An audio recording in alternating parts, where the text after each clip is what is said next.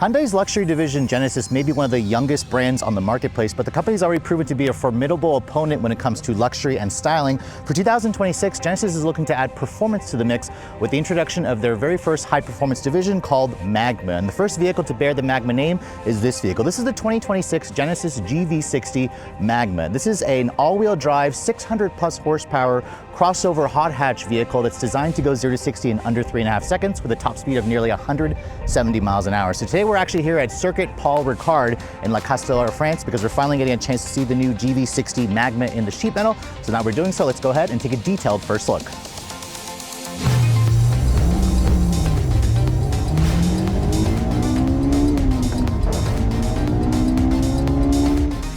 Now, before we start talking about the unique styling of the GV60 Magma, remember Genesis first revealed this car as a concept about a year ago. Let's go ahead and talk about the powertrain specs, because as you can see underneath the hood, you do not get a front trunk storage space like you do in the regular GV60, and that's because they've upgraded the electric motors here. So all GV60 Magmas draw their power from a new 84 kilowatt-hour battery pack, and Genesis says the power has gone up considerably. So the current GV60 Performance offers 483 horsepower in boost mode.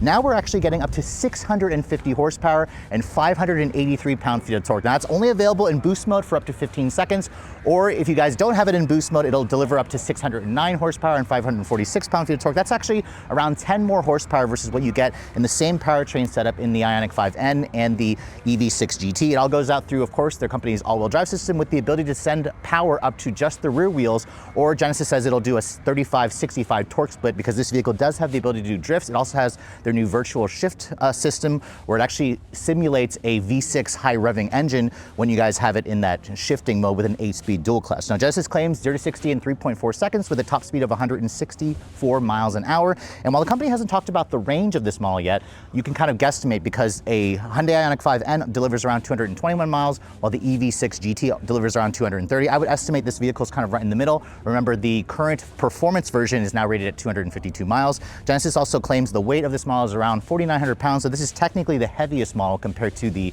Hyundai and its Kia corporate twins. But let's go ahead and close up the hood here and talk about the exterior styling, which, as you can see, this color is being shown off in their halo color. It's called Magma Orange, which is a very suitable name for, of course, this brand. As you can see, the front fascia got a refresh for 2026, but the Magma model incorporates some unique design elements here. First of all, you can see it has their new MLA style headlights where it has these micro lens arrays. It also has a much more aggressive front fascia with some functional air intake openings. You can see the new styling detail here is this kind of 3 functional air inlets at the front of the vehicle, which I personally don't like the look of it, but you can see Genesis utilizes that location to house the front camera system. You can see it's got some functional canards that go across the side. That's all for aerodynamics, along with some functional openings. It's got a more aggressive splitter, of course, and you also have some blacked out gloss black accents here. The vehicle itself has been lowered around 0.8 inches because the suspension's been completely modified. It's also wider by about 2 inches at 76.4. So this is about the same width as something like the Ioniq 5N, but it's also wider versus the Kia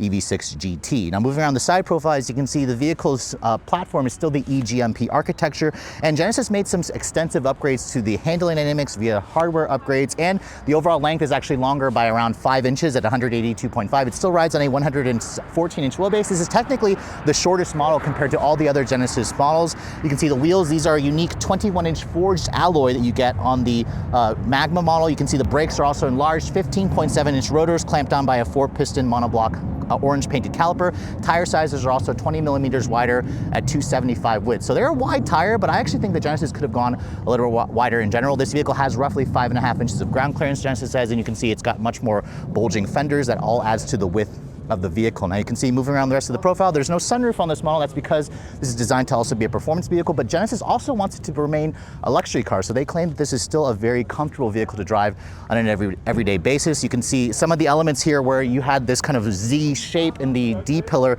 has kind of been blacked out, so it's a little bit less noticeable. And then of course there's that winglet spoiler at the back. Genesis actually claims this adds functional downforce at its top speed. It actually has a really interesting design with the winglets as well, but it also looks good with the rest of the styling elements here. You have the signature dual line setup here. You have a much more aggressive rear diffuser, and obviously no visible exhaust tips. This is an EV, but Genesis said that they did add 2 additional exterior speakers, so it creates again that synthesized sound, which is supposed to sound like a high revving V6, which I'll be curious to see what it sounds. I'll show you guys that later in the video. As you can see, cargo area should be pretty much the same as the regular GV60. The current model offers around 24 cubic feet of space, which, as you can see, if you look underneath here, there's a little bit of underfloor storage. That expands to around 54 when you fold the seats down, which again is a pretty usable amount of space, but just keep in mind you do lose the front trunk storage space compared to the normal version. Now moving into the interior of the GV60 Magma, as you can see, just like the exterior, which got some unique touches, Genesis also gave the interior a special feel. First of all, you're going to notice these sport bucket seats, which as you can see, are exclusive to the Magma version. They kind of remind me of the seats that you find in like the Ioniq 5N and the EV6 GT. But for the Genesis model here, you can see it has some contrast orange stitching and has this new suede Alcantara material that Genesis developed on their own. Of course, combination with the leather. These seats are also 10-way power adjustable, and they're heated and ventilated with a 2-person memory on the driver's side. That's a feature you don't get in the Hyundai and the Kia, so again, it reminds you that Genesis is a luxury brand. Now, as you get inside, you can see this vehicle is supposed to be an SUV at least, but it feels more like a hot hatch, just like the Ioniq 5N. And when you close the door, you can see it has a really solid sounding thunk. The key fob, as you can see, as well as their newest key fob, Genesis gives you, it looks like 2, a black and of course a Magma orange key, because hey, this is supposed to be that special high performance model when you want to start the vehicle up. Start-stop button hasn't moved. When I push that, as you can see, the car right now is kind of like in a display mode, so I can't unfortunately start it up and create the engine sounds. I'm hoping I can kind of grab a B-roll clip and show you guys that later, or we're gonna actually go out on the track later and I can show you guys that. But in terms of the rest of this cabin, as you can see, it is very much similar to a regular GV60, but at the same time, it's kind of got more of a darker theme. A lot of the aluminum trim here has been kind of blacked out. You do still have some black chrome as well, and then it has their newest infotainment system. It's a OLED 27-inch display with their latest software, which now includes wireless Apple CarPlay and Android Auto. You can see the gauge disc cluster also kind of looks like a chronograph watch there, which is a really nice touch. It looks very high-end, but it also, of course, includes different drive modes, including a GT, a Sprint, a My mode, which also changes the way the gauge display looks. And I really like the way they've designed this to kind of create that one single display. It also has a heads-up display. In terms of the materials, you can see it has some beautiful leather stitching on the door panel and on the dash, as you can see here, which really reminds you this is a luxury brand. And then you also have a separate screen here for the dual zone climate control functionality with actual hard buttons. So I love how Hyundai and Genesis and Kia kind of use a combination of buttons and touch controls. You can see over here, you have that fingerprint scanner, of course. You have a control knob here if you want to control that instead of using the touchscreen. And this dial is supposed to rotate to reveal the gear selector. As you can see, it glows orange with that glass sphere, but it's not going to have that here because it's kind of like in a locked out display mode. You also can see there's actual buttons for the heated and cooled seats, heated steering wheel. You have your full 360 camera that's also included, and as you can see, it also gives you a full 360 surround view, really good quality resolution and graphics. Wireless phone charging pad is here, and then there's more of that suede Alcantara here. If I open that up, it's a kind of a shallow center console storage area, but it's nice how you kind of have this bigger area here along with some additional storage over here. You can see the glove box. This one pulls out in a drawer style. This is not, I believe, for the US market, but I actually kind of like it. I wish that they had kept it for the US market.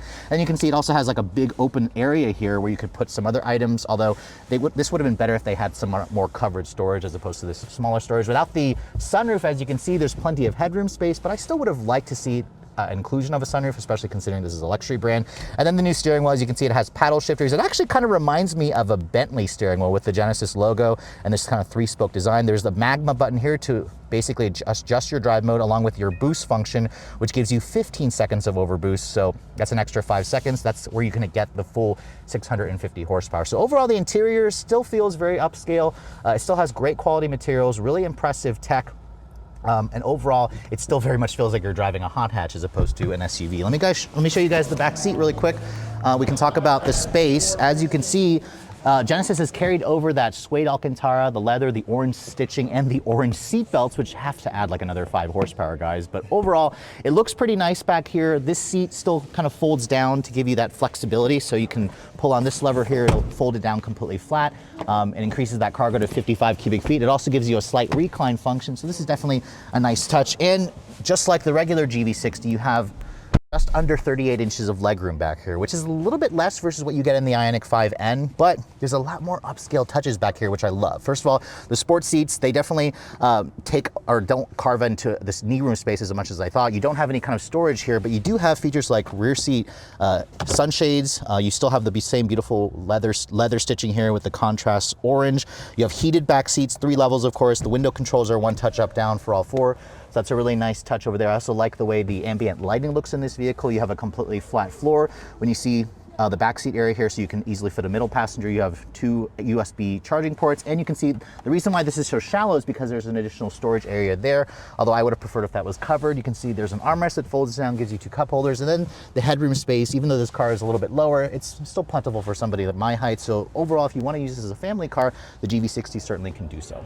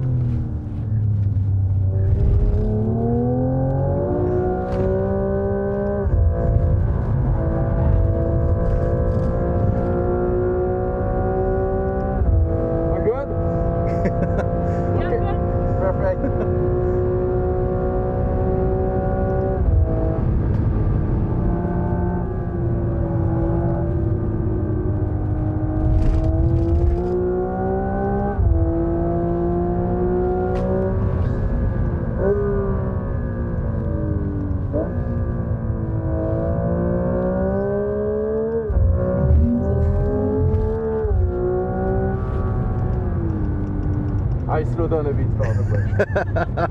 How was it? The sound is great. I like the sound of it. Yeah, the sound is amazing. Yeah. You know, and when you drive it, you really have the feeling to have a normal gearbox. I hope you enjoyed. Very much. Thank you. Thank you.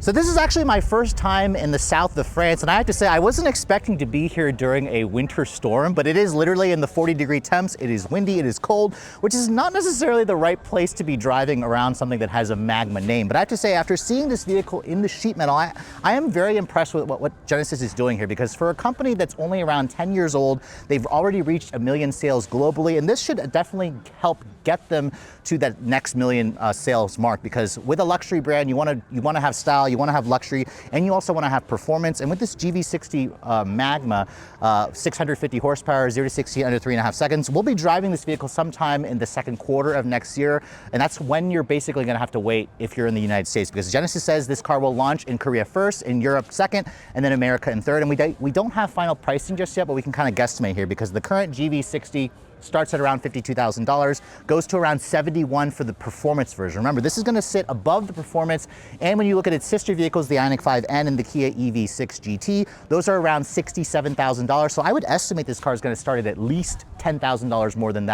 those vehicles, which should be, you know, a worthy upcharge, especially if you want all the luxury features and the dealer experience of this vehicle. But also keep in mind, it's still going to be a relatively expensive car that's still on the smaller side. So I'm very curious to see what Genesis has in store for Magma. They have promised that they are going to basically Magma all the models within the next decade. So they're being very serious about performance. This model here that we're actually showing you is the concept car, and it looks very close to the production version. So I really applaud Genesis designers for kind of sticking true to that concept. Well, that said, I hope you guys have enjoyed my very detailed overview on this 2027 GV60 Magma. If you're also looking to see the latest cars I'm testing, be sure to follow me on Instagram at Redline_reviews. Like us on Facebook, and as always, guys, please keep subscribing to the Redline Reviews YouTube channel for all the latest reviews. Thank you so much for watching. I'll catch you all in the next video.